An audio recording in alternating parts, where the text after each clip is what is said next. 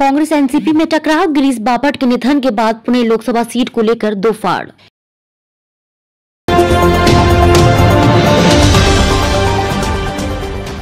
BJP सांसद गिरीश बापट के निधन से खाली हुई पुणे संसदीय सीट के लिए होने वाले उपचुनाव को लेकर महाविकास आघाड़ी के भीतर ही खटपट शुरू हो गई है। पूर्व मंत्री और कांग्रेस नेता विजय वडेट्टीवार ने कहा कि यह तय है कि महाविकास आघाड़ी पुणे सीट पर उम्मीदवार उतारेगी। हम बीजेपी के लिए पुणे की संसदीय सीट पर निर्विरोध चुनाव नहीं होने दे सकते। बीजेपी ने हमारे लिए कोई सीट निर्विरोध नहीं छोड़ी है। महाविकास आघाड़ी ने यह तय किया है कि अब जहां उपचुनाव होगा वहां उम्मीदवार खड़ा किया जाएगा। दूसरी तरफ एनसीपी नेता तथा विधानसभा में नेता विपक्ष अजित पवार ने कहा कि इतनी जल्दी क्या है, गिरीश बापट के निधन को अभी 3 दिन ही हुए हैं, इंसानियत नाम की भी कोई चीज होती है।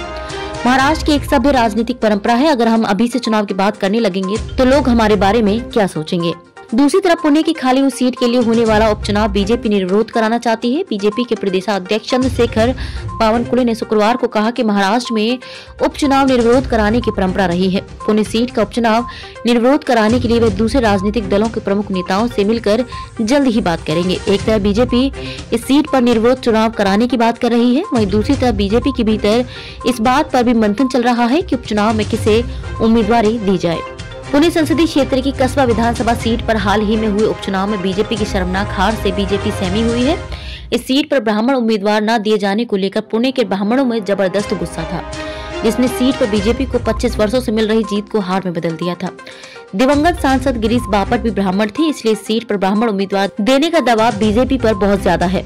राज्य में बीजेपी के पास इस समय देवेंद्र फडणवीस से बड़ा बीजेपी नेता कोई नहीं है, इसलिए इस मामले में उनके फैसले को ही तरजीह दी जाएगी। बीजेपी के पास पूर्व सांसद अनिल सिरोले के रूप में एक उम्मीदवार है। सिरोले चूंकि 2014 में पुणे सीट से बीजेपी के सांसद रह चुके हैं, लेकिन अगर उन्हें टिकट दिया गया तो ब्राह्मण फिर से बिदक सकते हैं।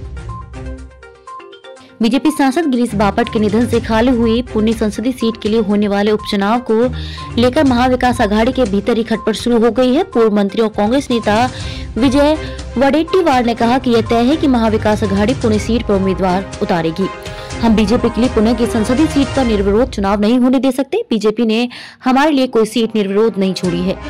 महाविकास आघाड़ी ने यह तय किया है कि अब जहां उपचुनाव होगा वहां उम्मीदवार खड़ा किया जाएगा। दूसरी तरफ एनसीपी नेता तथा विधानसभा में नेता विपक्ष अजित पवार ने कहा कि इतनी जल्दी क्या है, गिरीश बापट के निधन को अभी 3 दिन ही हुए हैं, इंसानियत नाम की भी कोई चीज होती है।